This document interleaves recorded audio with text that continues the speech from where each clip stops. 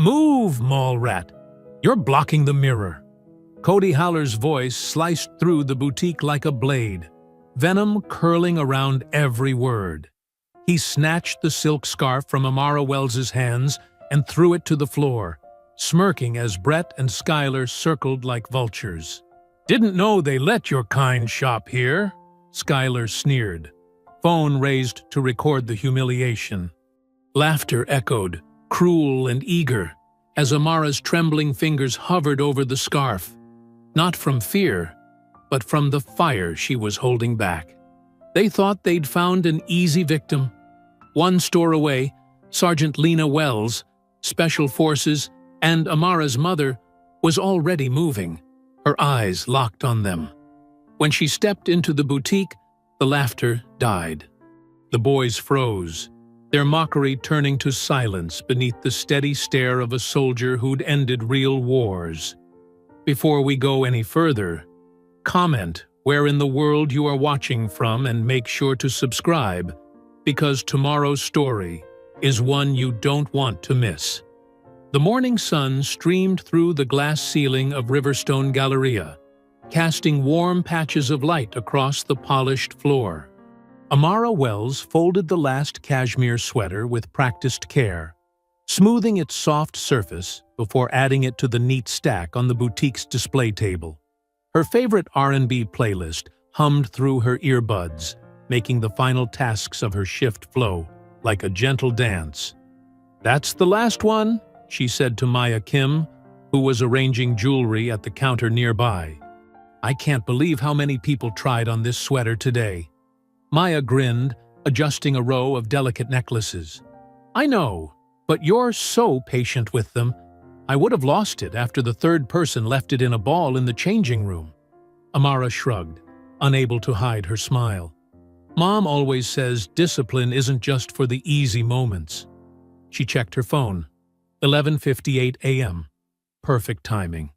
The boutique gleamed around them, everything in its place. Through the store's entrance, weekend shoppers strolled past with shopping bags and coffee cups, their chatter creating a comfortable background hum. Amara loved these Saturday morning shifts. The mall felt alive, but not overwhelming, filled with families and friends enjoying their weekend routines. "Speaking of your mom," Maya said, "how's her wrist doing?" "Better, I think. Physical therapy's helping." Amara pulled out her phone. "I should check in with her about Aunt Geneva's birthday present." She tapped the FaceTime icon, and moments later, her mother's face filled the screen. Sergeant Lena Wells appeared to be surrounded by hanging clothes, her dark hair pulled back in its usual neat bun. A black brace wrapped around her right wrist. "Hey, baby girl," Lena said, her voice warm. "Just organizing this disaster of a closet. These military habits die hard." "Mom, you've been home 3 weeks and you're still organizing?" Amara teased. "What's left?" "Don't sass me about my systems," Lena replied with a mock stern look that quickly melted into a smile. "How was your shift?" "Good. Actually, I wanted to ask, is it okay if I look for Aunt Geneva's scarf now? The new shipment just came in, and they have those silk ones she likes." Maya popped her head into the frame. "Hi, Sergeant Wells. I can help Amara pick something out. We got some really beautiful patterns today." "Maya, honey, how many times do I have to tell you to call me Lena?" She adjusted the phone, revealing more of the meticulously arranged closet behind her. "And yes, Amara, that's perfect timing. Your aunt's been dropping hints about those scarves for months. More like announcing it at every Sunday dinner," Amara laughed. "How's the wrist today?" Lena flexed her hand carefully. "Better. PT's rough, but you know me, one goal at a time, steady progress." She demonstrated her improved range of motion. "The therapist says I'm ahead of schedule." "Because you never skip your exercises," Amara said proudly. She'd watched her mother approach recovery with the same focus she brought to everything. Methodical, determined, no shortcuts. "That's my girl, always keeping me accountable." Lena's eyes softened. You need my card for the scarf? No, I've got my birthday money from last month. I wanted to get this one myself. Okay, baby. Just don't spend too long at the mall. You've got that debate team practice later, right? Not until 4, Mom. Plenty of time. Amara glanced at Maya, who was giving her a thumbs up. Maya's going to help me choose. Perfect. Love you, baby girl. Maya, keep this one out of trouble. Lena's eyes crinkled with amusement. Love you too, Mom. I'll show you what I pick when I get home. After ending the call, Amara clocked out and gathered her things from the break room. She slipped her denim jacket on over her white t-shirt, checking her reflection in the mirror. The jacket was her favorite. Soft from wear, decorated with enamel pins from debate tournaments and art museums. Ready to shop? Maya asked, hanging up her name tag. I saw this gorgeous blue and gold print yesterday that would look amazing on your aunt. They stepped out into the main atrium together. The mall buzzed with weekend energy, kids racing to the pretzel stand, couples window shopping, elderly mall walkers completing their morning laps. Sunlight poured through the massive skylights, making the marble floors gleam. Which section had the new scarves? Amara adjusted her earbuds, letting one song fade into another. Over by the fountain, Maya pointed. They just moved the display yesterday. As they walked, Amara noticed distant laughter, sharp, somehow different from the general mall chatter. She glanced around but saw only the usual Saturday crowd. Shrugging it off, she followed Maya toward the scarf display, already picturing how pleased Aunt Geneva would be with the perfect gift. The scarves hung in elegant rows, a rainbow of silk and chiffon. Amara reached out to touch a midnight blue one, with intricate gold patterns woven through it. Behind her, that same strange laughter floated past again, but she was too focused on the beautiful fabrics to pay it much attention. Amara ran her fingers over the silk scarves, each one a different shade and pattern. The midnight blue one with gold threading caught her eye. Elegant, but not flashy. Exactly Aunt Geneva's style. Maya held up a deep purple option with silver accents. What about this one? Maya asked. It would look amazing with her church suits. That strange laughter echoed again, closer now. Amara turned and found herself face to face with Cody Haller. He held his phone up, camera pointed directly at her. Brett and Skylar flanked him, smirking. Security check, Cody announced loudly, his voice dripping with fake authority. We've got reports of suspicious activity in this area. Amara's stomach tightened, but she kept her face neutral. Other shoppers glanced their way, then quickly looked away. She tried to step around them, but Brett shifted to block her path. Excuse me, Amara said firmly. I'm shopping. Oh, shopping? Cody's eyes widened with exaggerated concern. These are pretty expensive scarves. You sure you can afford something like this? Heat crept up Amara's neck, but her mother's voice echoed in her head. Stay calm. Assess the situation. Maintain control. I work here, she said evenly. Now please, move. Working here doesn't mean you can afford it, Brett chimed in, adopting an awful imitation of a mall security guard's voice. Mind if we check those pockets? Just protocol, you understand? Skylar giggled, phone steady in her hands. It's just a joke. Why so serious? Maya stepped forward, her voice shaking slightly. Leave her alone. We both work here, and we know the real security guards.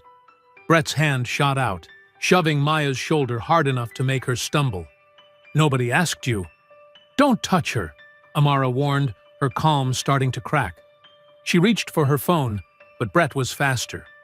With a quick motion, he knocked her hat off. It hit the floor with a soft pat. There! Now you look honest, he sneered. The mall's chatter continued around them, but Amara heard only the blood rushing in her ears. She bent down slowly, deliberately, and picked up her hat. Years of watching her mother taught her how to move with purpose, how to make each gesture count. She straightened up, looked Brett directly in the eyes and said quietly, "You'll regret that." Something flickered in Brett's expression, uncertainty, maybe fear. But Cody just laughed louder. "Ooh, is that a threat? Better get that on camera, Sky." "Perfect angle," Skylar confirmed, still filming. Amara clutched her hat tight, scanning for mall security or any adult who might help. But the nearby shoppers had drifted away, leaving this corner by the scarves oddly isolated. "Come on," she said to Maya, trying to push past them again. "Let's go." "But we're not done with our security check." Cody grabbed her braid, yanking her backward. Pain shot through Amara's scalp. Her phone slipped from her hand, clattering to the floor. The screen lit up, still recording from her earlier call with her mom. "Stop it!" Maya's scream cut through the mall noise. "Help! Somebody help!" But Cody and Brett were already dragging Amara toward a service corridor, their grips painful on her arms. Skylar followed, still recording, her laugh now holding a nervous edge. The bright mall lights gave way to fluorescent bulbs. The temperature dropped several degrees. Gone were the weekend shoppers, the cheerful music from stores, the safe feeling of being in public. Now it was just Amara, 3 bullies, and a dark corridor stretching ahead. The air felt different here, heavy with threat and hidden from view. Maya's screams seemed to fade behind them, muffled by the service door swinging shut. Amara's heart hammered against her ribs, but she forced herself to notice details, just like her mother taught her. Security camera in the corner, exit sign glowing at the far end, the sound of her phone still recording somewhere on the floor outside.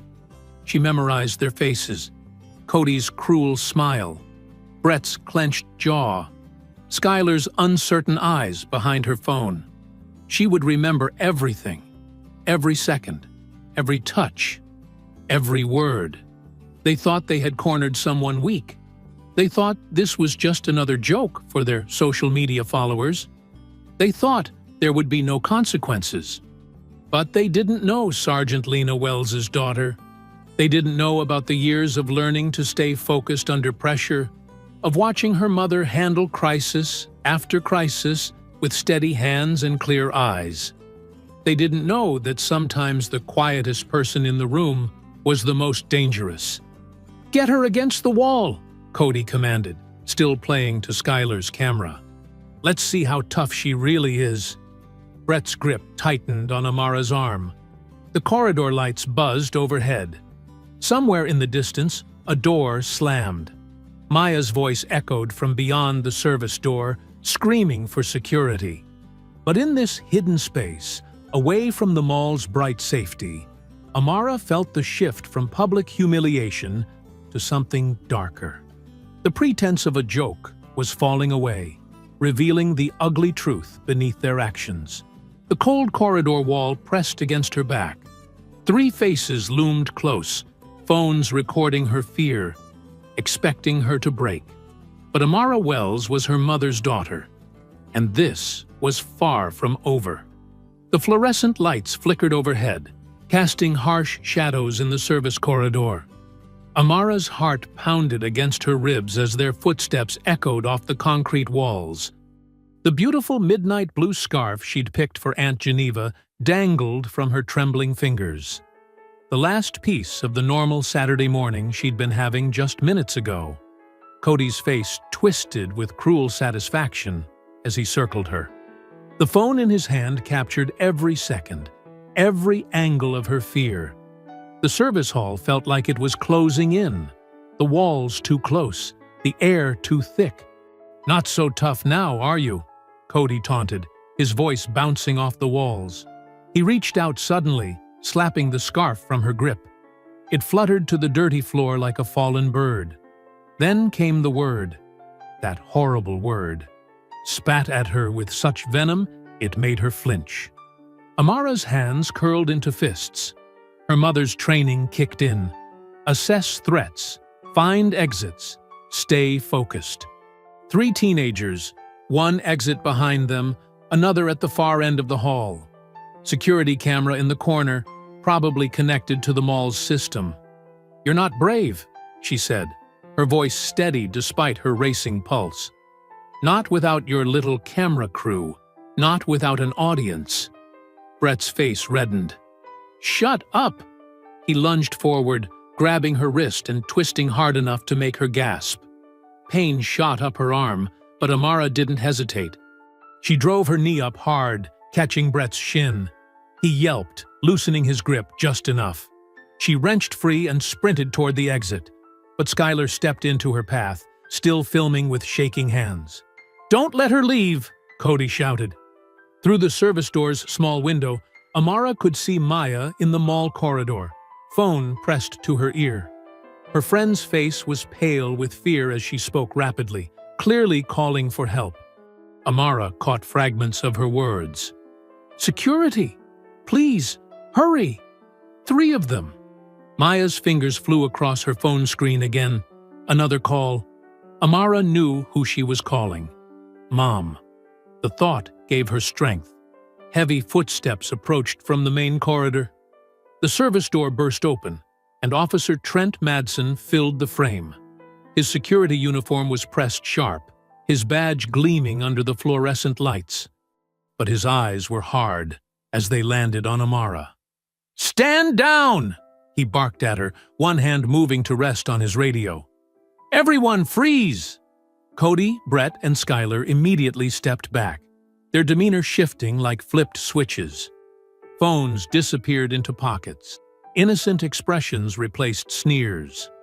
"Officer," Cody said, his voice dripping with fake relief. "Thank goodness you're here. She just went crazy and attacked us."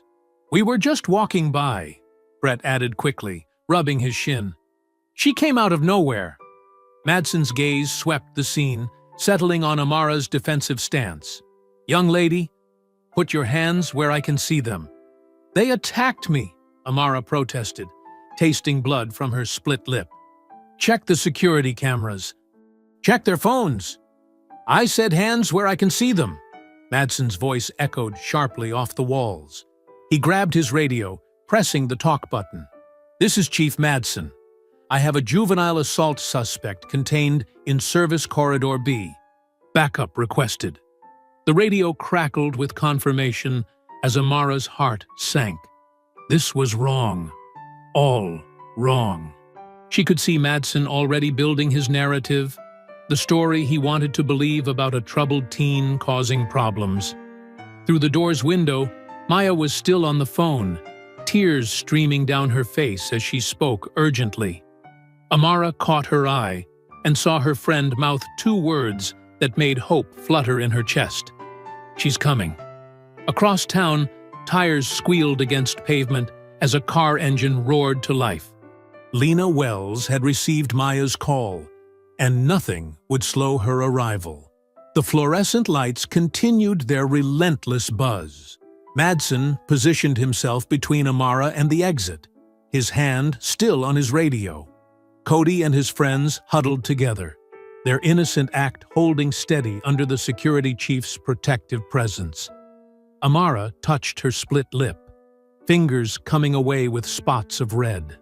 Her wrist throbbed where Brett had grabbed her. The beautiful scarf lay forgotten on the floor, its gold threads catching the harsh light. Evidence of how quickly a normal day could turn dangerous. She straightened her spine, remembering her mother's lessons about staying clear-headed under pressure. Document everything. Remember details. Don't let them see fear. The security camera above would have caught it all, if anyone bothered to check the footage. The radio at Madsen's hip crackled again with questions about the situation. He kept his stern gaze fixed on Amara as he responded, using words like aggressor and contained. Each wrong assumption, each twisted fact, made her anger burn hotter. Maya's face appeared in the window again, phone still pressed to her ear. Her free hand pressed against the glass, a silent promise that help was coming. That truth would arrive soon at high speed, wearing combat boots and carrying 2 decades of Special Forces authority. The service corridor's air grew heavier with tension. Madsen's radio squawked, Cody's smirk flickered at the edges. And somewhere in the distance, a car engine revved louder, eating up the miles between a mother and her daughter. Lena Wells moved through the mall with measured strides, her combat boots silent against the polished floor. Years of special forces training showed in every controlled movement. Her breathing remained steady, her eyes constantly scanning. Exits, cameras, crowd positions. The wrist brace felt tight against her skin, but adrenaline had pushed the ache away the moment Maya's call came through. Shoppers parted before her purposeful advance. Some noticed her military bearing, the way she assessed the space with practiced efficiency. A child tugged his mother's sleeve, pointing at Lena's rigid posture and intense focus. The service corridor entrance came into view. Maya stood by the door, tears streaking her face, phone clutched to her chest. She pointed wordlessly at the entrance. Raised voices echoed from inside. Madsen's authoritative bark. Amara's protests. Boys' laughter. Through the door's window, Lena saw Officer Madsen reaching for Amara's arm. Her daughter backed away, hands raised. Behind her, Cody held his phone up, recording with a satisfied smirk, while Skylar provided additional camera angles. Brett stood ready to block any escape attempt. Lena's hand pushed the door open. The fluorescent lights cast harsh shadows across the scene as she stepped inside. Her entrance was quiet, but her presence filled the narrow space like a sudden change in air pressure. "I said stop resisting," Madsen was saying, fingers closing around Amara's wrist. "Young lady, you're only making this worse," he continued, reaching for his handcuffs. Lena's voice cut through the tension like a blade. "Back up. Now." The words weren't loud, but they carried absolute authority. Everyone froze. The air crackled with sudden electricity. Madsen's head snapped toward her, his hand still gripping the handcuffs. Cody's phone wavered, his triumphant expression faltering. "Ma'am, this is a security matter," Madsen said, trying to maintain control. "I need you to step back." "Security Chief Madsen," Lena interrupted, her tone precise and measured. "I am Sergeant Lena Wells, retired Special Forces. That's my daughter you're attempting to restrain without cause or witness statements. Your actions violate Mall Security Protocol Section 4.3 regarding minor detainment." She took another step forward. "You have multiple phones recording evidence of assault against my daughter. There's a security camera in the corner that captured everything. And you're about to illegally detain a minor without parent notification or proper documentation." Madsen's grip on the handcuffs loosened. Sweat beaded on his forehead. "Amara," Lena said calmly, "retrieve your phone. It's still recording audio, correct?" "Yes, ma'am," Amara replied, her voice stronger now. She moved carefully to where her phone lay, screen still bright with the active recording. Mall customers had begun gathering at the service corridor entrance. Several held up phones, capturing the confrontation. An elderly woman in a floral dress spoke loudly to her companion. "That security man tried to handcuff that poor girl while those boys just laughed." "State law requires you to secure all evidence," Lena continued, addressing Madsen, "including the phones currently in those young men's possession. I trust you're familiar with Section 837.5 regarding preservation of digital evidence?" Cody's smirk had completely vanished. He lowered his phone, glancing nervously at his friends. Brett and Skylar stepped back, their earlier confidence evaporating under Lena's steady gaze. I'll need to call my supervisor," Madsen stammered, his authoritative facade crumbling. "Already done," came a new voice. An older man in a blazer with a mall management badge pushed through the gathered crowd. "I'm Operations Director Phillips. We've reviewed the corridor camera feed. Officer Madsen, stand down." Madsen's shoulders slumped. He stepped back from Amara, clipping his handcuffs back to his belt. "You three," Phillips pointed at Cody, Brett, and Skylar. "Your mall privileges are suspended pending review. Security will escort you out. Your phones will be held as evidence." "My dad's the DA," Cody protested, but his voice cracked. "You can't—" "That's exactly why we're doing this by the book," Phillips cut him off. "Hand over the phones, now." 2 more security officers appeared, holding out evidence bags. The boys reluctantly surrendered their devices, their former bravado completely deflated. Lena stepped forward and placed a gentle arm around Amara's shoulders. "You did everything right," she said softly. "Stayed calm, remembered details, created evidence." Together, they walked toward the exit. The crowd parted respectfully, several people nodding in approval. An older veteran touched his baseball cap in silent solidarity as they passed. Behind them, they could hear Phillips directing the collection of witness statements. Cody stood against the wall, phone gone, looking small and shaken as he watched mother and daughter leave. His attempt at viral fame had backfired spectacularly, undone by a mother who knew exactly how to fight back, not with force, but with disciplined, devastating competence. Maya fell into step beside them, still wiping tears but smiling now. "That was amazing, Sergeant Wells," she whispered. Lena squeezed her daughter closer as they walked through the bright mall atrium. Amara's split lip would need attention, and there would be reports to file. But for now, she focused on the steady rhythm of their steps, the warmth of her daughter beside her, and the satisfaction of having turned a moment of fear into a lesson about standing firm in the face of injustice. Amara sat cross-legged on their living room couch, poking at her chicken lo mein with chopsticks. The mall incident had left her stomach in knots, but Lena insisted she eat something. Steam rose from the white takeout containers spread across their coffee table. "How's your lip feeling?" Lena asked, settling beside her daughter with an ice pack wrapped in a kitchen towel. "Still stings." Amara pressed the ice pack gently against her face. "But the urgent care doctor said it won't scar." Lena nodded, pulling out her laptop. "We need to document everything while it's fresh. Times, names, exact words, if you remember them." "You sound like you're writing a mission report," Amara said with a weak smile. "Old habits." Lena's fingers moved across the keyboard. "Details matter. Especially with people like Cody Haller, who think money and connections make them untouchable." Amara's phone buzzed. A message from Maya popped up. "You okay? Still can't believe how your mom handled everything. Those jerks looked ready to wet themselves." A small laugh escaped Amara's lips as she typed back, "Better now. Thanks for calling her so fast." "Maya did good," Lena commented, glancing at the message. "Quick thinking under pressure." "That's rare." More texts arrived from Maya. "Everyone at work is talking about it.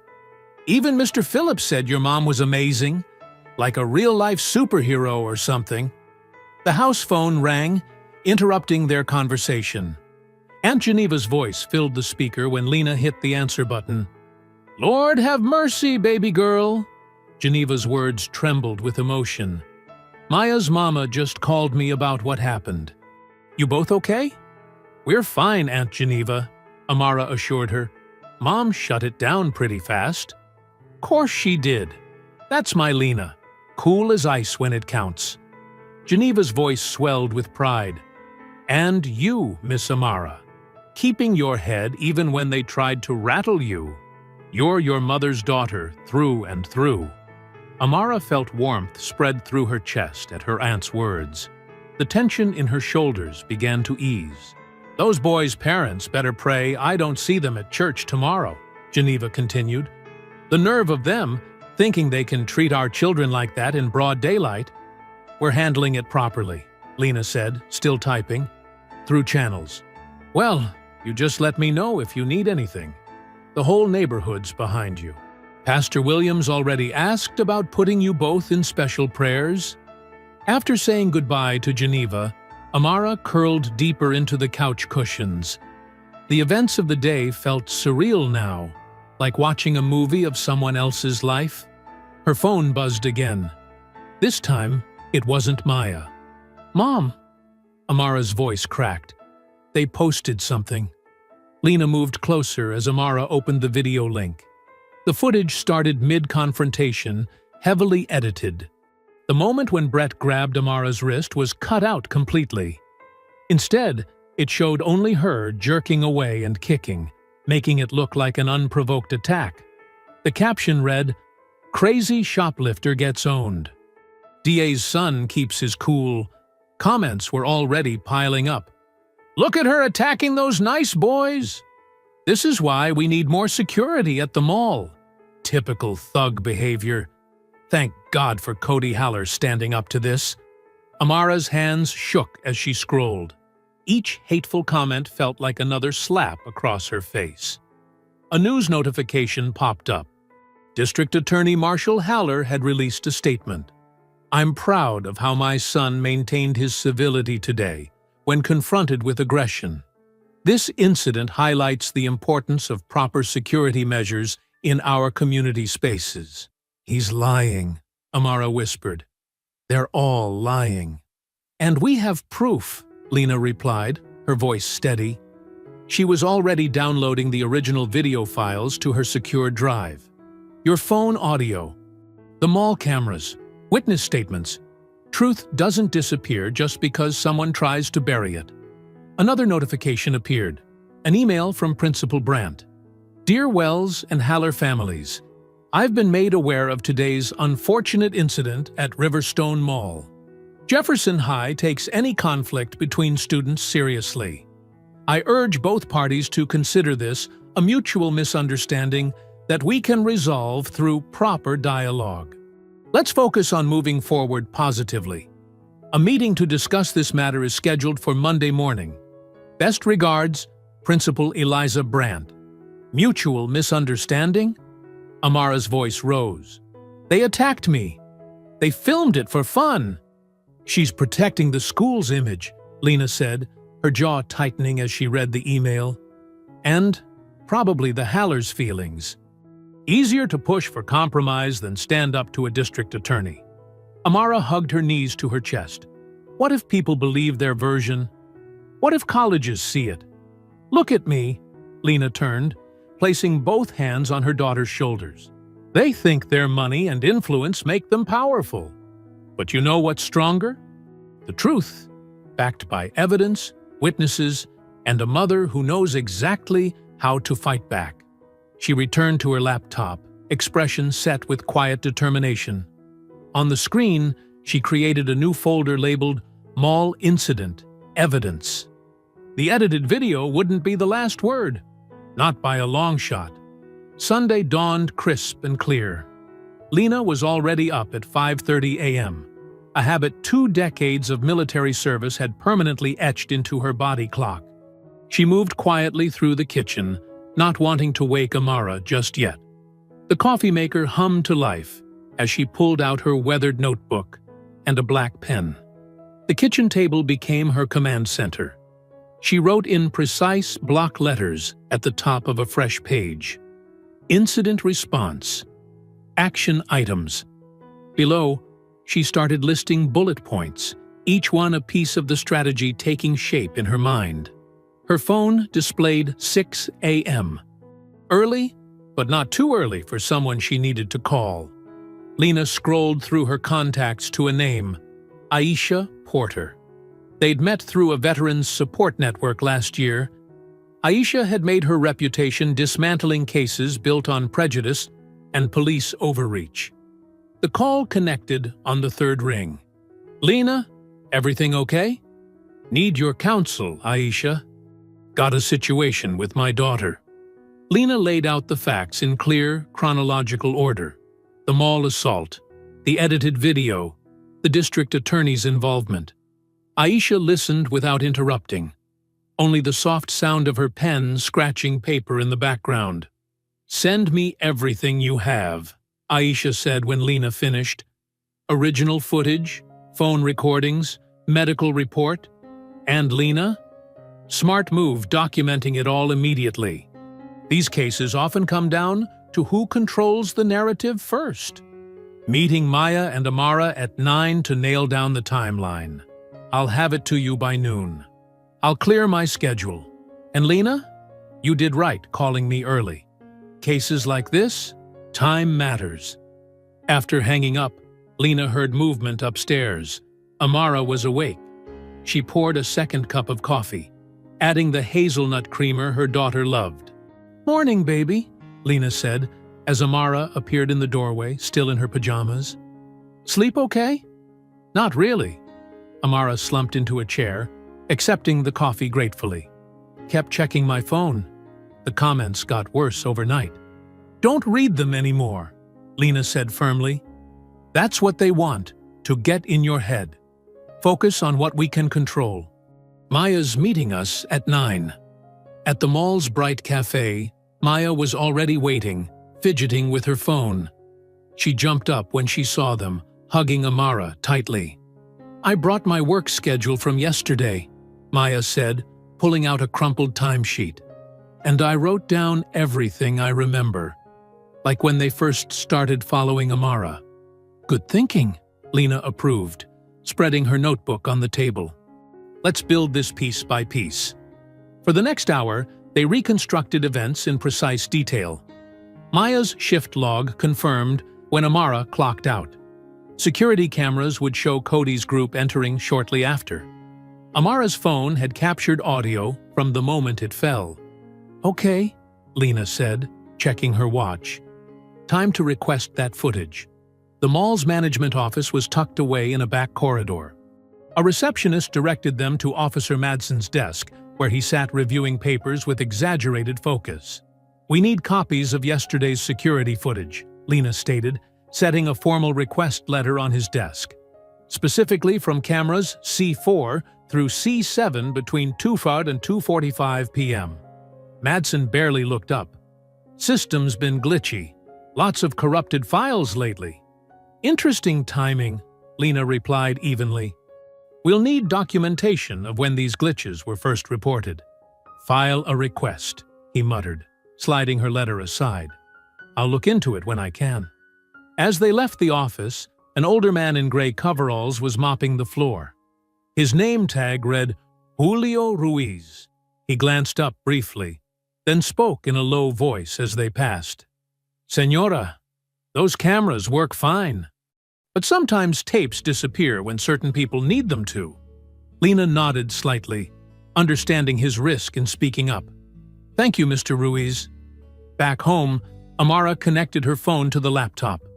The audio file uploaded clearly. Every word, including Cody's racial slur, preserved in digital clarity. "This is good," Lena said, making copies to multiple drives. "Their edited video shows what they wanted people to see. Your phone caught what really happened." She checked the time, nearly noon. "Time to send everything to Aisha." "I need to drop these files off," Lena told Amara. "Want to come with?" "Actually," Amara hesitated. "Maya asked if I could come over. Her mom's making lunch. Is that okay?" "Of course." Lena squeezed her shoulder. "Try to relax a little.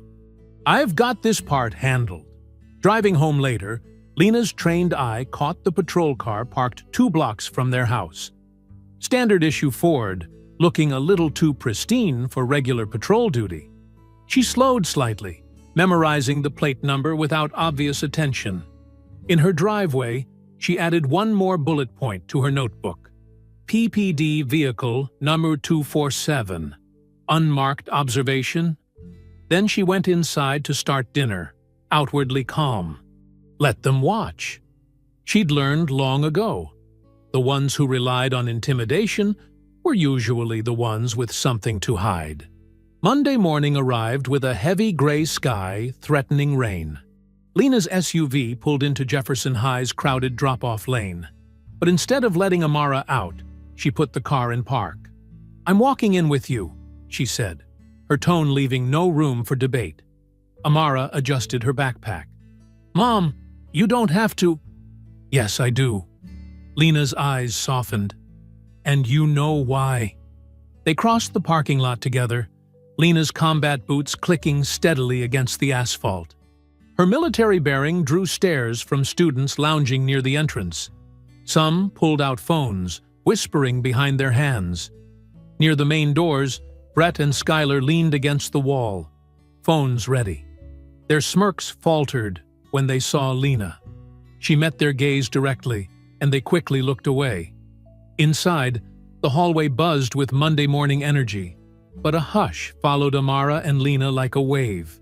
Conversations stopped mid-sentence. Locker doors closed more quietly. Even teachers paused in their doorways, watching. Maya appeared through the crowd, falling into step beside them. "Principal Brandt wants to see you both," she said quietly. "She's been asking about you since first bell." The main office smelled of coffee and copy paper. Ms. Reynolds, the secretary, barely glanced up from her computer. "Go right in," she said. "She's expecting you." Principal Brandt stood behind her desk, a practiced smile fixed on her face. Her blazer matched the industrial gray carpet exactly, as if she were trying to blend into the walls of her own office.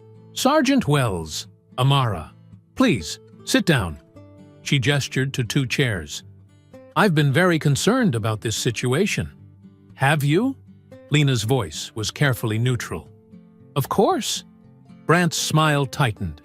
"Any conflict between students affects our whole community. That's why I've scheduled a restorative meeting for Wednesday afternoon. Both families, neutral mediator?" "No." Lena's response was immediate. Brandt blinked. "I'm sorry?" "My daughter isn't negotiating with hate," Lena said. "There's nothing to restore here. Cody and his friends committed assault. They filmed it. They edited the footage to lie about it. And now they're trying to intimidate witnesses." "That's a very serious accusation." Brandt's tone sharpened. "We need to maintain neutrality." "Neutrality?" Lena leaned forward. "My daughter was attacked in broad daylight. There's video evidence, multiple witnesses, a police report. What exactly are we being neutral about?" "Mrs. Wells." "Sergeant," Lena corrected quietly. "Sergeant Wells," Brandt continued. "I understand you're upset. But these are complex situations. Social dynamics, peer relationships. Racism isn't complex." Amara spoke up suddenly. Her voice was steady despite her trembling hands. "Neither is assault." Brandt's smile vanished entirely. "Amara, you need to understand that your actions have consequences. College recommendations, leadership positions, these things require a cooperative spirit." The threat hung in the air like smoke. Lena stood slowly, her chair scraping against the floor. "Are you threatening my daughter's academic future because she won't participate in your cover-up?" "That's not what I—" "It's exactly what you meant." Lena's voice was ice. "And I want it noted that you chose to threaten a victim of documented assault rather than address the perpetrators." "Sergeant Wells, we're done here." Lena opened the door. "Any further communication can go through our lawyer." In the hallway, Amara's composure cracked slightly. "Mom, what if she really does mess up my recommendations? Then we'll add academic retaliation to the lawsuit." Lena squeezed her daughter's shoulder. "Focus on your classes. Let me handle this part." The day dragged by slowly. Amara texted updates between periods, whispered comments, sideways looks, one shoulder check that definitely wasn't accidental. Lena documented everything, her worry growing with each message. That evening, while reviewing security camera angles on her laptop, Lena's phone buzzed with an unknown number. The message was simple: "Stop before someone gets hurt." Her military training kicked in immediately. She took a screenshot, noting the time and number. Then she called Maya's house. Maya's mother answered, sounding worried. "Maya just got a strange text. She's pretty shaken up. Can you send me a screenshot?" Moments later, Maya's message appeared, identical words, different number. Lena went to her evidence board, where timelines and photos created a web of connections.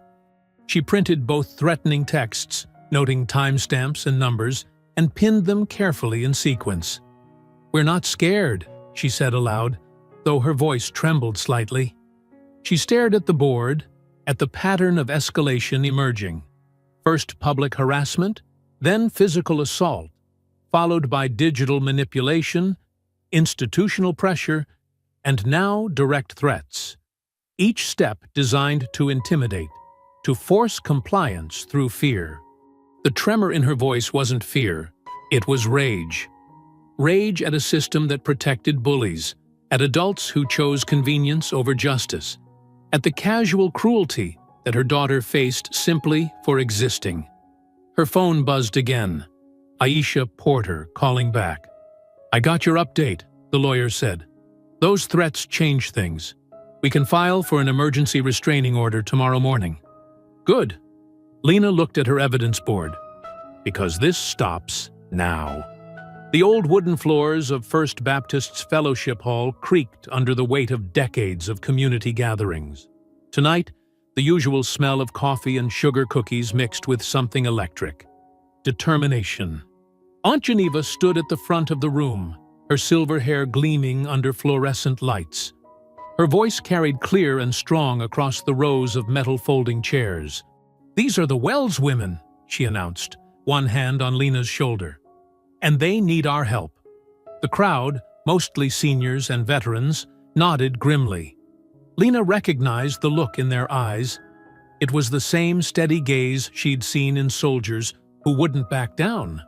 Mr. Peterson, a Korean War veteran with thick glasses, raised his hand. "My granddaughter showed me that edited video they posted. Disgraceful. Just disgraceful." "And that school principal," Mrs. Martinez added, her cane tapping the floor for emphasis. "Threatening a child's future because she won't play nice with bullies? Not in our town." Aunt Geneva moved to a whiteboard, uncapping a marker with flourish. "That's why we're here. The mall board meets next Tuesday. They need to hear from every one of us." Lena watched as Geneva outlined their plan. The seniors would write personal letters, handwritten, their signatures carrying the weight of respected community members. The veterans would focus on security concerns, questioning why the mall hired an ex-cop with a history of falsifying reports. "Remember," Geneva instructed, "be specific but respectful. We want change, not chaos." The scratching of pens filled the room. Mrs. Chen, a retired English teacher, helped others phrase their concerns clearly. Mr. Washington, who'd served in Vietnam, shared security protocol knowledge with other veterans. Lena moved between the tables, answering questions and sharing details. The support felt like armor around her heart. Not just for her and Amara, but for every kid who'd ever faced hatred in those mall corridors. As the letter writing continued, she noticed Mr. Ruiz hovering near the coffee station. He looked nervous, his janitor's uniform still on from his shift. Their eyes met, and he gave a slight nod toward the hallway. "Excuse me," Lena murmured to Geneva, who was deep in conversation about proper envelope formatting. In the dimmer light of the church hallway, Mr. Ruiz's hands shook slightly as he pulled a small USB drive from his pocket. "Back hallway camera," he whispered. "I made a backup copy before they could delete it." Lena's heart jumped, but her face remained calm. "Why are you helping us?" He looked down, twisting his worn wedding ring. "I clean that hallway every night. I've seen things. Rich kids thinking they can do whatever they want. Someone needs to say no." He pressed the drive into her palm. "Just don't tell anyone where you got it. You're risking your job." A tired smile crossed his face. "Some things matter more than a paycheck, Senora." Back home, after the meeting wrapped up, Lena's hands trembled slightly as she plugged the USB drive into her laptop. Amara sat beside her, hugging her knees to her chest. The video player opened. The footage was crystal clear, High-definition security video showing the service corridor from an elevated angle. The timestamp matched exactly. They watched in silence as the scene unfolded. There was Amara backing away from the boys, Cody's aggressive stance, the slap that sent the scarf flying, Brett grabbing Amara's wrist, every second recorded in stark, undeniable detail. Tears slid down Amara's cheeks, but they weren't tears of fear this time. "They can't lie about this," she whispered. "They can't edit this to make me look bad." Lena squeezed her daughter's hand, her throat tight. She remembered countless missions where victory hinged on having the right intel at the right moment. This felt the same. A turning point captured in pixels. Working quickly, she copied the footage to 3 separate encrypted drives. On the first, she wrote "Truth Copy" in her precise handwriting. The computer's soft hum filled the room as files transferred, each completion chime like a small victory bell. "What happens now?" Amara asked, wiping her eyes. "Now we make sure this evidence can't disappear." Lena's voice was steady. "One copy for our lawyer, one for safekeeping, and one—" She held up the third drive, "for when the time is exactly right." The kitchen clock ticked steadily. Outside, crickets chirped in the darkness. Inside, mother and daughter sat in the blue glow of the computer screen, watching truth copy itself into existence, bit by digital bit. The flash drives felt warm in Lena's palm, small but powerful, like bullets made of light instead of lead. She placed them carefully in her lockbox, each one a piece of armor against lies, against power, against the kind of casual cruelty that assumed it would never face consequences. Around them, the house settled into its nighttime creaks and sighs. But there was nothing sleepy about this moment. This was awakening. Evidence and allies and truth aligning like stars into a constellation of justice.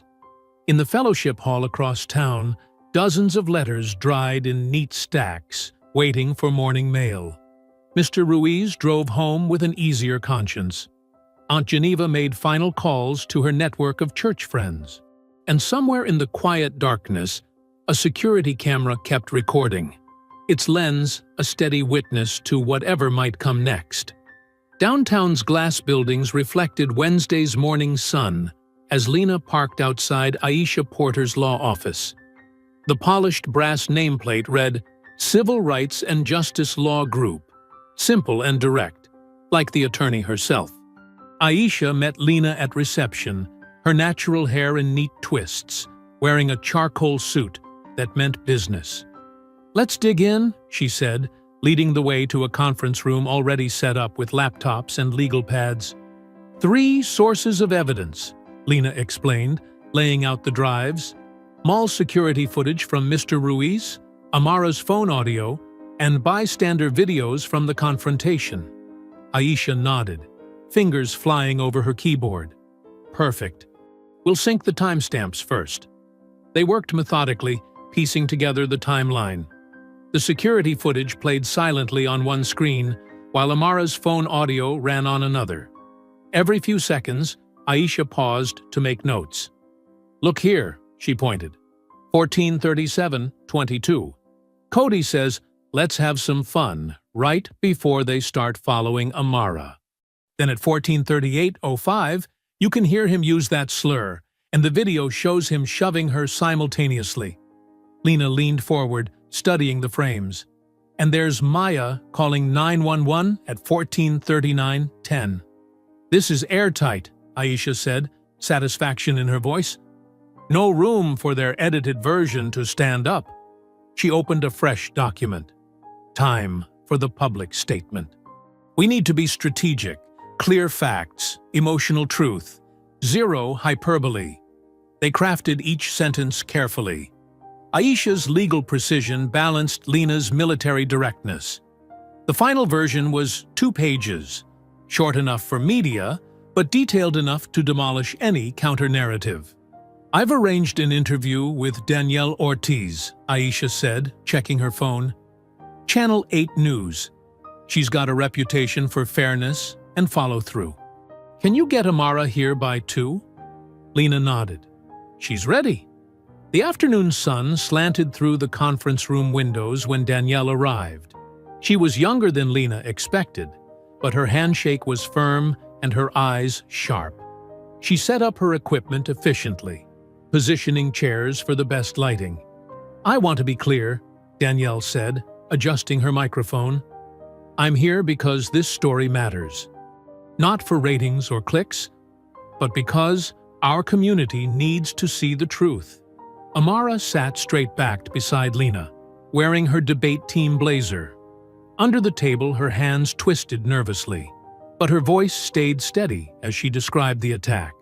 "I wasn't going to let them make me feel small," she said. "My mom taught me that standing up to bullies isn't just about being brave. It's about being smart, keeping evidence, staying focused." Lena watched her daughter with fierce pride. Every word was measured, thoughtful, the opposite of the aggressive troublemaker. Cody's edited video tried to paint her as. Danielle's questions were thorough but gentle.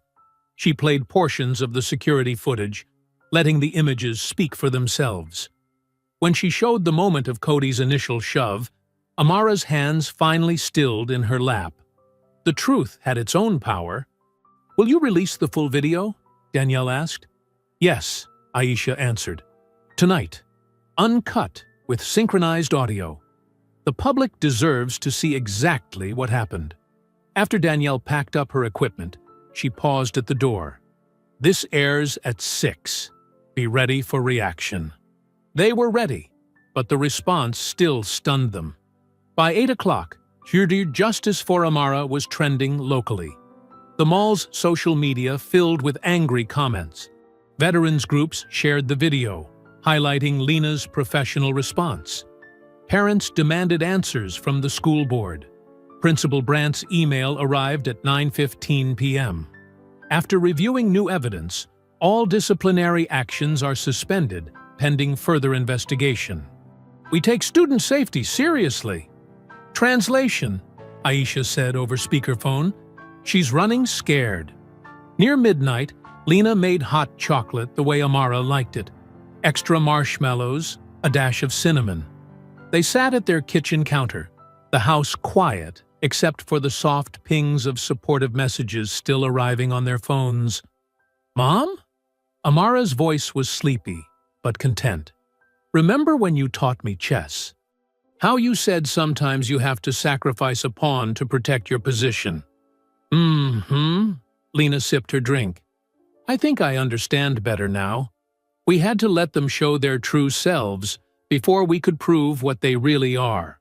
Lena smiled, a rare, full smile that crinkled the corners of her eyes.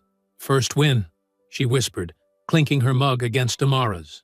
They sat together in comfortable silence, marshmallows melting slowly into sweet spirals.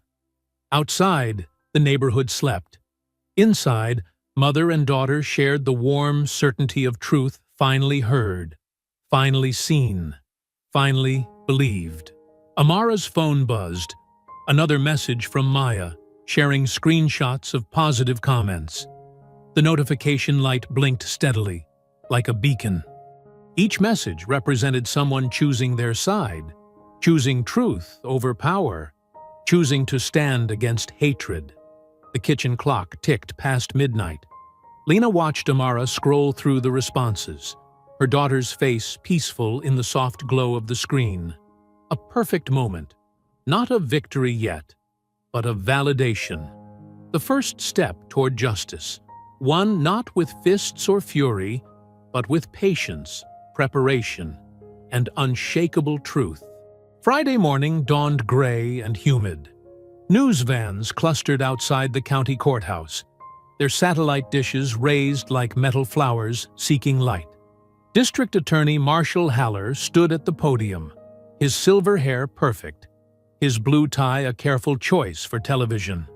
As both a father and a public servant, he began, hands gripping the podium's edges, "I'm deeply concerned by the rush to judgment in this unfortunate incident. Camera shutters clicked rapidly. My son, Cody, has always been an exemplary student and community member. In their living room, Lena and Amara watched the live broadcast. Amara sat cross-legged on the couch, sketching angry lines in her notebook. Lena stood, arms crossed, face impassive. The edited video circulating online fails to show the full context, Haller continued, his voice carrying practiced concern. Multiple witnesses describe Ms. Wells as combative and aggressive during the encounter. My son attempted to de-escalate the situation until security arrived. That's a lie, Amara whispered, her pencil pressing so hard it tore the paper. Haller held up a stack of papers. I have signed statements from students present that day. They paint a very different picture than the media's current narrative suggests.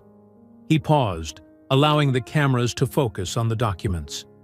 As a community, we must resist the urge to let social media distortion inflame tensions.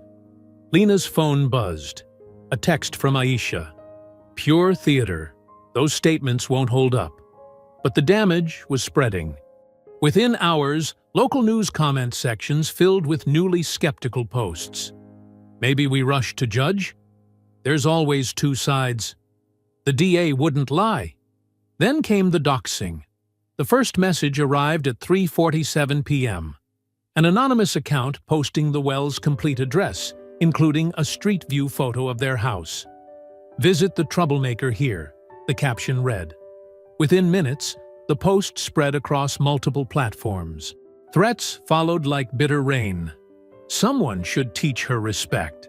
Patriots know what to do. Time for some real justice, Lena called the police. Officer Martinez sounded sympathetic but unhelpful. We'll increase patrols in your area, he said. Document any direct threats. Call 911 if you see suspicious activity. That's it? Lena's voice stayed level, but her fingers tightened on the phone. Without specific credible threats, our options are limited. I'm sorry. Lena hung up and went to work. She installed motion sensor lights at every corner of the house, testing angles and sensitivity. She checked window locks, reinforced door frames, and set up security cameras with cloud backup. Next, she gathered the neighbors. Ms. Chen from next door brought coffee. Mr. Patterson, a retired mailman, arrived with his dog Zeus. The Rodriguez family, all 5 of them, squeezed onto the porch steps.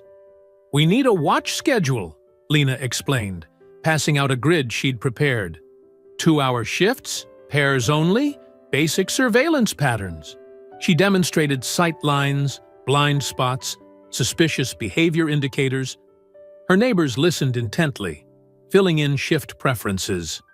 Nobody messes with our block, Ms. Chen declared, claiming the dawn patrol slot. Zeus and I take midnight, Mr. Patterson added.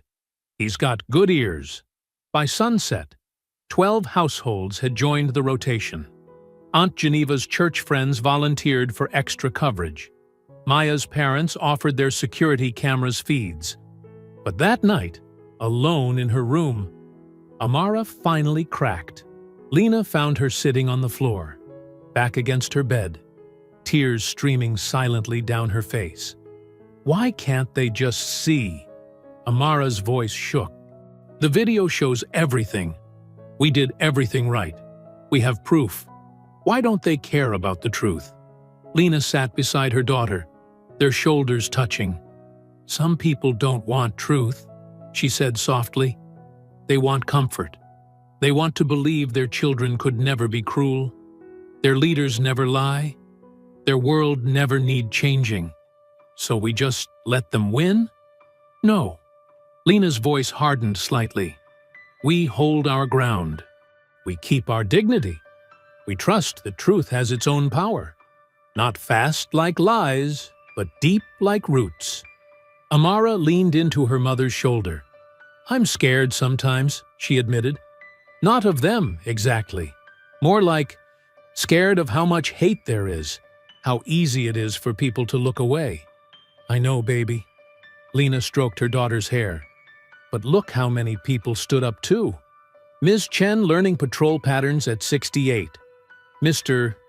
Ruiz risking his job. Maya standing firm. The truth brings out courage in people. You just have to give it time. They sat together until Amara's tears dried. Outside, crickets chirped, and occasional footsteps marked the neighbor patrols passing by. Eventually, Amara fell asleep, and Lena carried her to bed like she used to when Amara was small.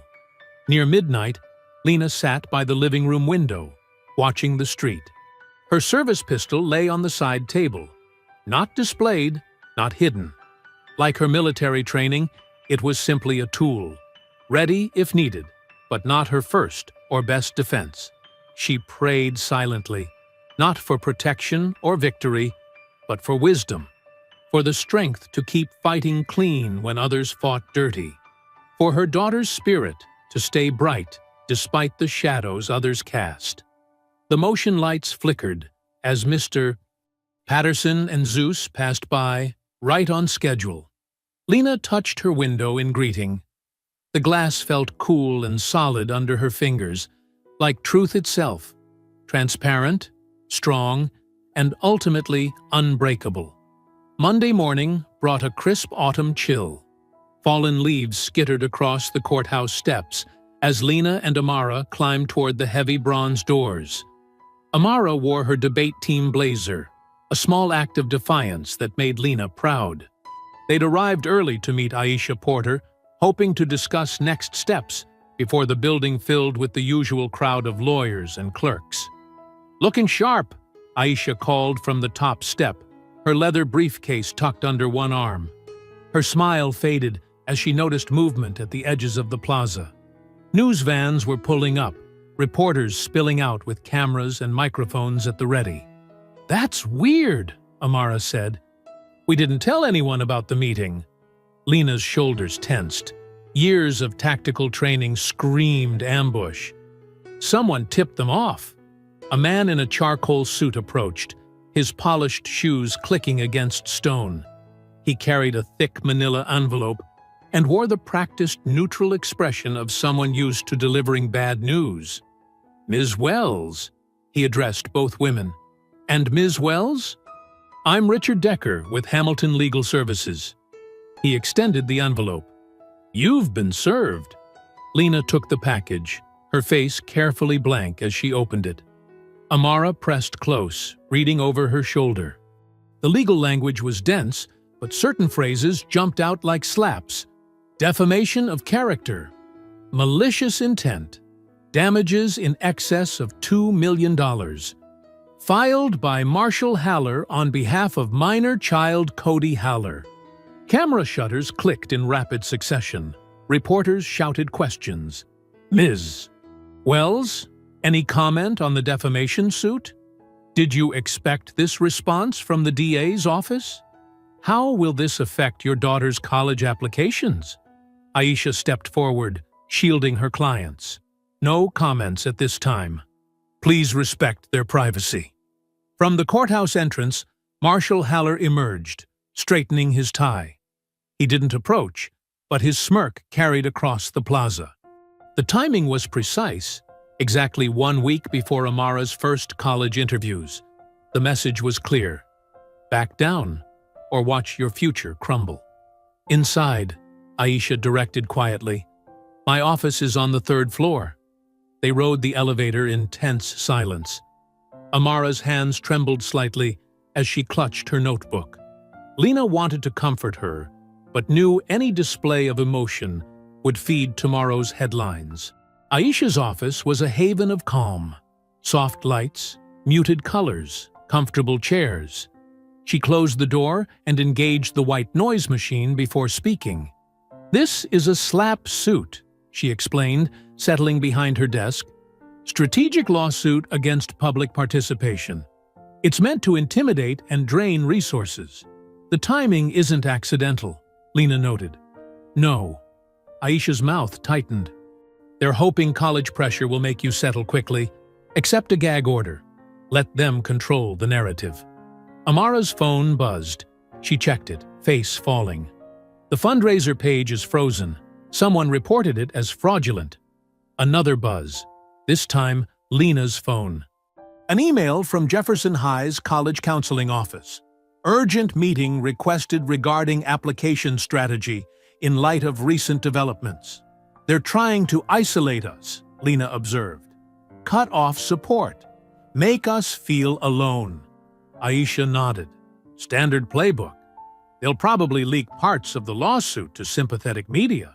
Paint Amara as aggressive, you as militant. They want donors and supporters to get nervous, back away. As if on cue, Amara's phone lit up with a text from her debate coach.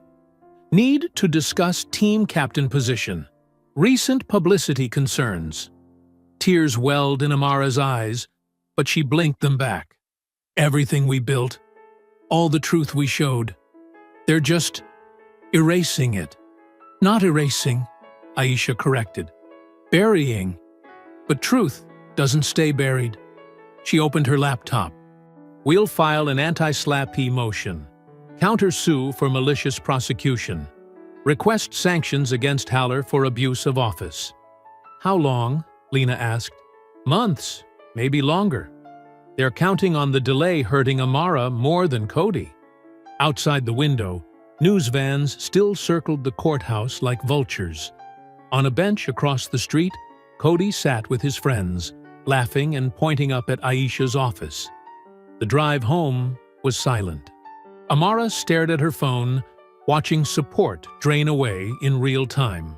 The fundraiser remained frozen. The school paper pulled their sympathetic editorial. College forums filled with warnings about controversy and liability. Inside their house, Amara finally broke. She collapsed onto the couch, her blazer wrinkled, her notebook falling forgotten to the floor. We did everything right, she whispered. Her voice cracked. We had proof. We stayed calm. We told the truth. And they're still winning. Lena sat beside her daughter, eyes dark with resolve. Her hand found Amara's, squeezing gently. Then we'll finish it right. 3 days after the lawsuit hit, silence fell like a hammer. Judge Patricia Reynolds granted the temporary gag order, citing potential jury bias and protection of minors. The order covered all parties, but its teeth were aimed straight at the Wells family. Lena sat at her kitchen table that morning, staring at the official document. No public statements, no social media, no interviews. Even showing the unedited video could trigger contempt charges. The courts had tied their hands while Haller's PR machine worked overtime. Her phone buzzed. A text from Maya. Mr. Ruiz got suspended today. They said he violated data security policies. I'm so sorry. Lena's jaw clenched. The janitor had risked everything to share that security footage. Now he was paying the price. She couldn't even speak up to defend him. Another message arrived, this one from Maya's mother. Maya needs to focus on school. She can't participate in any more interviews or statements. I'm sure you understand. Understanding wasn't the problem. The isolation strategy was working perfectly. One by one, their allies were being picked off or scared away. Lena drove to Aisha's office, weaving through news vans still camped outside the courthouse. Inside, Aisha's normally pristine desk was buried under motion drafts and precedent citations. We're fighting the gag order from every angle, Aisha said, not looking up from her computer. First Amendment, equal protection, prior restraint. But Reynolds is known for letting these stand through trial. How long? Months. Maybe longer. Aisha finally met her eyes. They're betting you'll break first. One angry post, one emotional interview. Then they'll demand sanctions. While they keep spreading their version everywhere. Exactly. The system protects itself. Lena's phone buzzed again. An unfamiliar number, but the area code was from Fort Bragg. The message was brief. Sergeant, heard about your situation. Some brothers want to help. Extrajudicial solutions available. Say the word. She knew what that meant.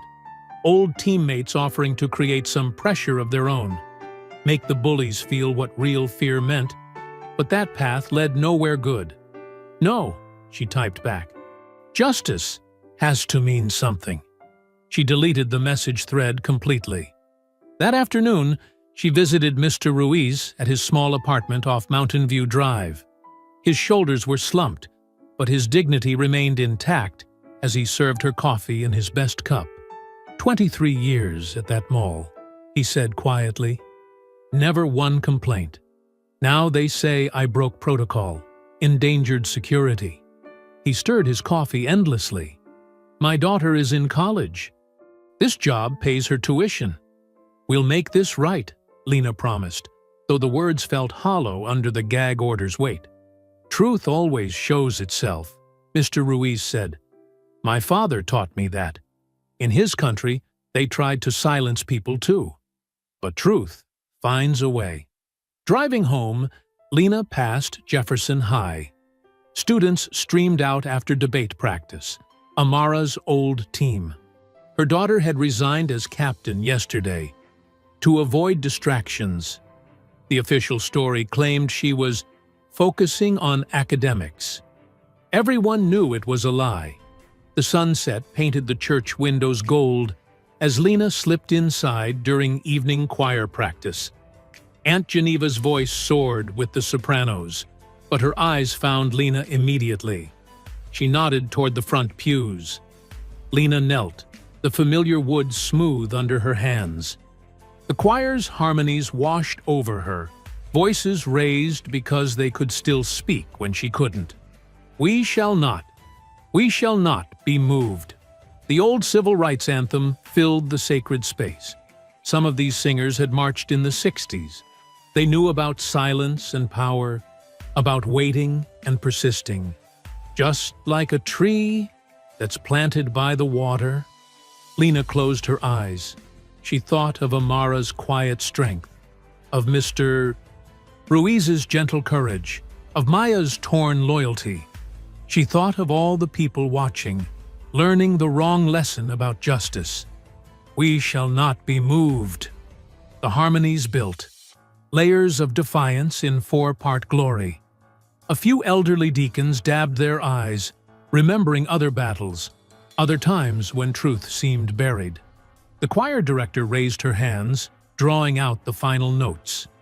In the lingering resonance, Lena remained kneeling.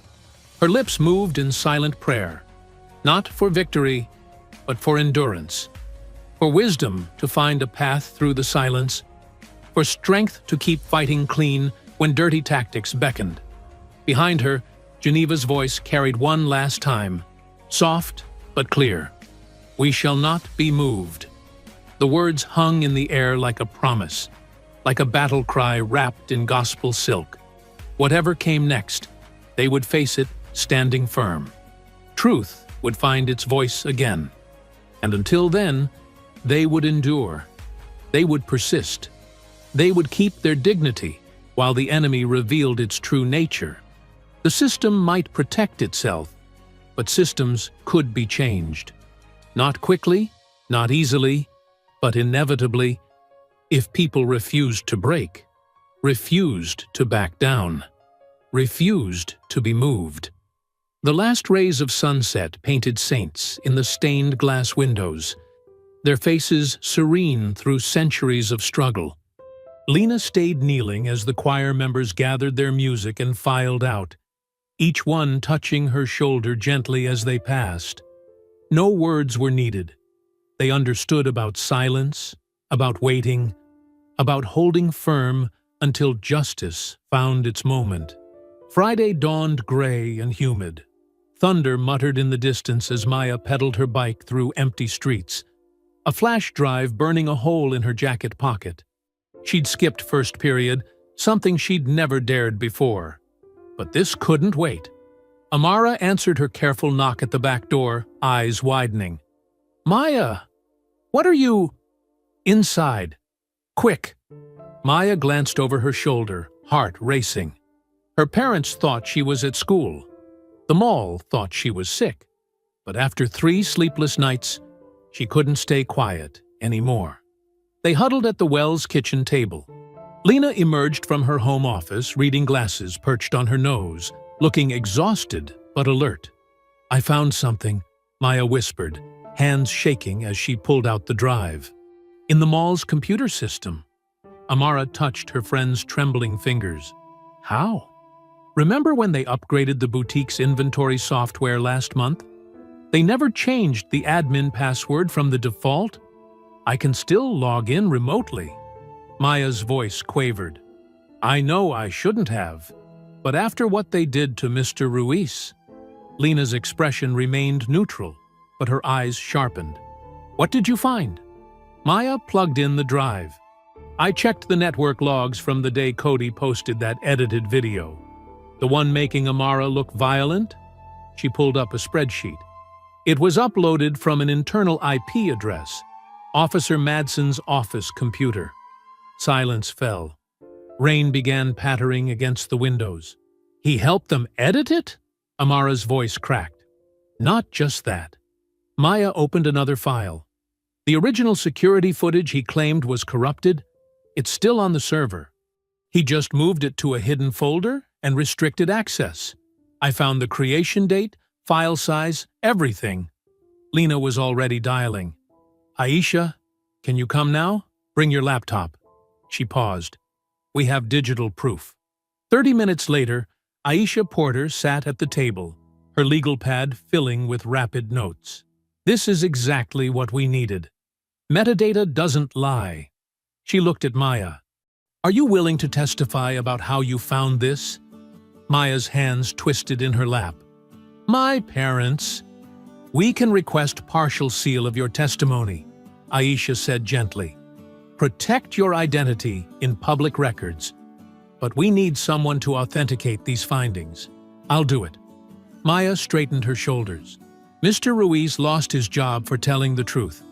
I can't be less brave." Aisha's fingers flew across her laptop keyboard, drafting an emergency motion. "This proves coordination between Madsen and the Hallers. The edited video didn't just happen to make Amara look bad, it was a deliberate fabrication using mall resources." Thunder cracked closer. The rain intensified. By noon, Judge Reynolds had approved an immediate subpoena for all mall security system records. Aisha's team swept in with IT forensics experts, while Madsen sputtered excuses about routine file management. The mall's head technician, faced with potential charges of evidence tampering, broke quickly. "Officer Madsen ordered me to restrict access to the original footage," he admitted. "Said it was a privacy issue. Then he had me set up video editing software on his workstation. Against policy."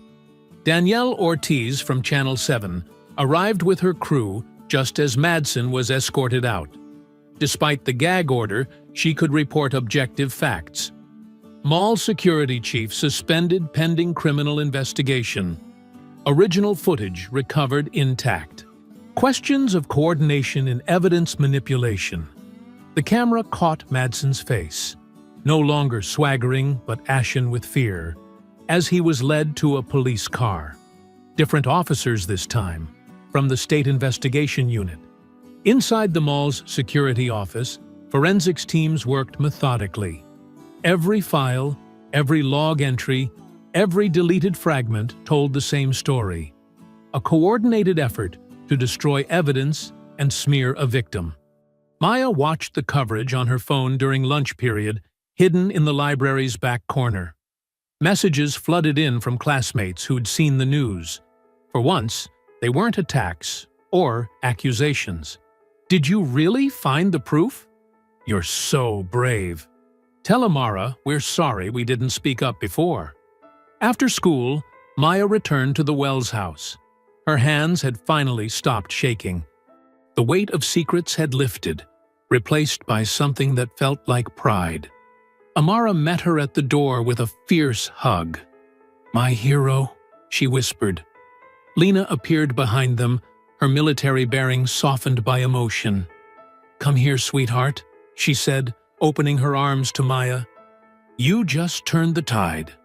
Maya melted into the embrace, tears finally spilling. All the fear, all the sleepless nights, all the guilt about staying silent before, it broke like a fever. Outside, thunder rolled across the sky, nature's own drumbeat of justice. The storm that had threatened all day was finally breaking. Rain lashed the windows, washing away weeks of dust and tension. "I was so scared," Maya admitted into Lena's shoulder. "That's what makes it brave," Lena murmured. "Doing the right thing even when you're terrified." She pulled back to look Maya in the eyes. "You chose truth over fear. That's what real courage looks like." Through the window, lightning flickered. The storm's fury matched the moment, cleansing, powerful, unstoppable. Like truth itself, it couldn't be contained forever. It could only be delayed until the pressure built too high.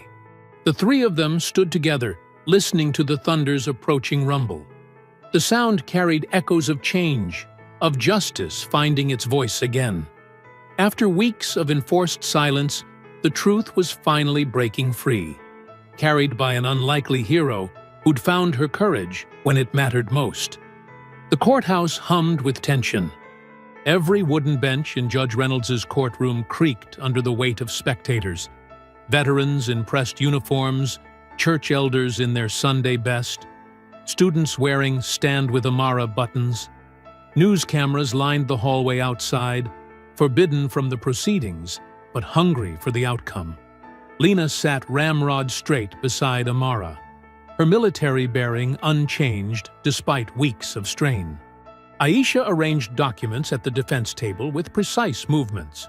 Across the aisle, D.A. Marshall Haller's expensive suit couldn't hide his unease. "All rise," the bailiff called. Judge Reynolds entered, her face stern. "Be seated." She adjusted her reading glasses. "I've reviewed the complete evidence package submitted by the defense, including the recovered security footage and metadata analysis." Officer Madsen approached the bench. Trent Madsen shuffled forward in his civilian clothes, stripped of his mall security uniform. His shoulders hunched as if trying to disappear. "Explain to this court why you claimed the original security footage was corrupted when it clearly wasn't." The judge's voice could have cut steel. "Your Honor, Madsen swallowed hard. "There was an oversight in the file management system." "An oversight?" Judge Reynolds leaned forward. "The IT forensics report shows you specifically directed the mall's technician to restrict access, then used mall resources to edit footage that was later used to defame Ms. Wells. That's not an oversight. That's deliberate manipulation of evidence." Madsen's face went gray. "I was following established procedures for what? Covering up racial harassment? Helping privileged teens avoid consequences?" The judge's glasses flashed. "Your testimony is not credible, Mr. Madsen. Return to your seat." In the gallery, Aunt Geneva gripped her cane tighter. Maya, sitting between her parents, held her breath. "Mr. Haller," Judge Reynolds continued, "these text messages between you and your son are particularly troubling." The district attorney stood, smoothing his tie. "Your Honor, private communications between a father who happens to be the district attorney, coaching his son on how to manipulate testimony?" She held up printed pages. "Remember to say she was aggressive first. Stick to the script we practiced." "This isn't parental guidance, Mr. Haller. This is witness tampering." Cody slumped in his seat, no trace of his former swagger. His father's face had turned to stone. "Furthermore," the judge continued, "using your office's resources to file a retaliatory defamation suit, timed to damage Ms. Wells's college prospects, shows a disturbing abuse of power." She set down the papers and removed her glasses. "This case represents everything wrong with our justice system. Authority figures protecting privileged offenders while victimizing the vulnerable. Not today. Not in my courtroom." Thunder of a different kind rumbled through the gallery. Murmurs of approval quickly silenced by the bailiff's stern look. The defamation suit against Amara and Lena Wells is dismissed with prejudice. The judge's gavel crack echoed. The gag order is lifted, effective immediately. Mr. Haller, I'm referring this matter to the State Bar Association for ethics review. Amara grabbed her mother's hand. Lena's fingers tightened briefly, the only crack in her composure. Additionally, Judge Reynolds continued, I'm recommending criminal charges against Officer Madsen for evidence tampering and filing false reports. Mr. Haller, you'll need to appoint a special prosecutor given your obvious conflict of interest. She leaned back, surveying the packed courtroom. Ms. Wells, you and your daughter have demonstrated remarkable restraint and dignity throughout this ordeal. The law should have protected you from the start. Instead, you had to fight not only against racial harassment, but against the very institutions meant to ensure justice. Amara sat taller, chin lifting. Let today's ruling send a clear message, the judge declared. No one is above accountability. No amount of privilege or position can justify hate, and no parent's influence can shield their child from the consequences of cruelty. The gavel fell one final time. Court is adjourned. The gallery erupted. As people stood, their voices rose in a wave of relief and vindication. Aunt Geneva's church friends dabbed tears. Veterans nodded in grim satisfaction. Reporters spilled through the courthouse doors, cameras flashing. Headline alerts buzzed on phones throughout the room. DA's office implicated in evidence tampering. Mall security chief faces charges. Hate incident cover-up exposed. Haller rushed his son through a side exit, ignoring questions. Madsen slumped past alone, head down, already abandoned by his former allies. Outside on the courthouse steps, sunshine broke through clouds. A crowd had gathered. Students from Jefferson High, mall workers wearing their name tags, seniors from Aunt Geneva's church holding handmade signs. Truth wins. No more silence. Justice for Amara. When Lena and Amara emerged, the cheering started. Maya pushed through to hug her friend. Mr. Ruiz stood with his family, smiling quietly. Aunt Geneva raised her cane high like a victory banner, her church hat glorious in the sun. Lena surveyed the crowd, her neighbors, her daughter's defenders, her community. Slowly, precisely, she lifted her hand in a formal salute. The veterans in the crowd returned it instantly. Amara looked up at her mother, tears streaming freely now. After weeks of enforced silence, after nights of fear and doubt, after watching institutions fail and power try to crush truth, they had won. Not with violence or vengeance, but with dignity, discipline, and unshakable courage. The crowd's cheers echoed off the courthouse columns. Justice had been delayed, but not denied. Truth had been tested, but not broken. And one brave girl's stand against hate had awakened an entire community's conscience. Spring sunlight streamed through Riverstone Galleria's glass dome, catching on new purple and gold banners that proclaimed "All customers welcome" in bold letters. The mall buzzed with weekend shoppers, but something had shifted in the month since the courthouse victory. Security guards smiled more. Store owners stood in their doorways, greeting everyone equally. And in the main corridor, a framed code of conduct spelled out zero tolerance for harassment. Amara walked beside her mother, scanning the morning headlines on her phone. D.A. Marshall Haller resigns amid state ethics investigation, read the top story. His press statement cited family considerations, but everyone knew the truth. The State Bar Association's probe into witness tampering and abuse of office had left him no choice. Did you see about Officer Madsen? Amara showed Lena the screen. The former mall security chief faced multiple charges: evidence tampering, filing false reports, and conspiracy to obstruct justice. The mall board had fired him within hours of the court ruling. "Justice takes time," Lena said, her combat boots clicking steadily on the polished floor. "But it comes." They passed the boutique where Amara still worked part-time. Maya waved from behind the counter, her assistant manager badge gleaming. After everything, the mall had promoted her for Outstanding Character in Crisis. Near the food court, they spotted Mr. Ruiz buffing the floors with his usual quiet dedication. His reinstatement had come with a formal apology and back pay. He nodded at them, the hint of a smile beneath his mustache. His courage in preserving that crucial security footage had helped break the case open. "Principal Brandt's replacement starts next week," Amara mentioned. The former principal's early retirement hadn't surprised anyone. Her attempts to both sides' racial harassment had destroyed her credibility. The school board had accepted her resignation with obvious relief. "And Cody?" Lena asked, though she knew the answer. 20 hours a week at the scholarship fund. Mandatory. Amara's voice held no satisfaction, just calm certainty. The boy who'd terrorized her had lost his student body position, his sports captaincy, and his college acceptance.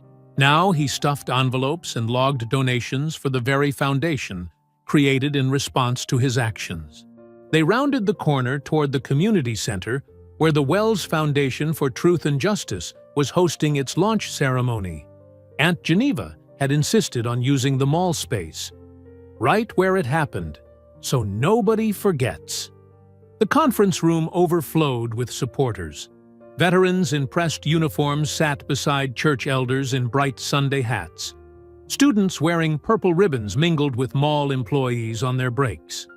Maya's parents chatted with Mr. Ruiz's family. Reporter Danielle Ortiz set up her camera in the back. Aunt Geneva presided from her seat of honor, resplendent in a purple suit. "There's my warriors," she called, as Lena and Amara entered. "Come here and let me look at you proper." Amara hugged her aunt while Lena arranged papers at the podium. The foundation had already raised enough for 4 full scholarships, with donations still flowing in. Each would go to students who demonstrated moral courage in the face of injustice. When Amara stepped up to speak, the room hushed. Gone was the frightened girl from the service corridor. In her place stood a young woman who had found her voice.